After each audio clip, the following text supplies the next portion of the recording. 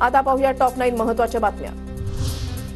लाडकी बहीण योजनेबाबत नागपूर खंडपीठाची राज्य सरकारला नोटीस। मोफत योजनांवर बंदी घालावी याचिकाकर्त्यांची मागणी। 23 ऑक्टोबरपर्यंत मुख्य सचिव आणि वित्त सचिवांना जबाब नोंदवण्याचे आदेश।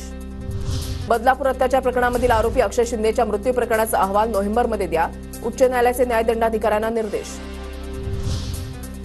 शेतकरी महासन्मान निधी योजनेचे पैसे 5 ऑक्टोबरला शेतकऱ्यांच्या खात्यामध्ये जमा होणार। पंतप्रधान मोदींच्या हस्ते उद्या वाशिमच्या समारंभामधून रक्कम वितरित केली जाणार।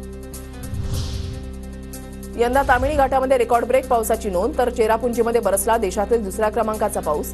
तामिणी घाटामध्ये यंदा 9,644 मिलीमीटर पाऊस।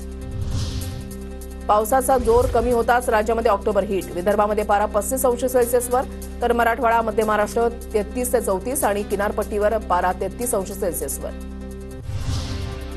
जास्त पावसानंतर यंदा राज्यामध्ये थंडीचाही कडाका। हवामान विभागाचा अंदाज, तर ऐन दिवाळीमध्ये थंडीसह पावसाच्या सरी बरसण्याची शक्यता।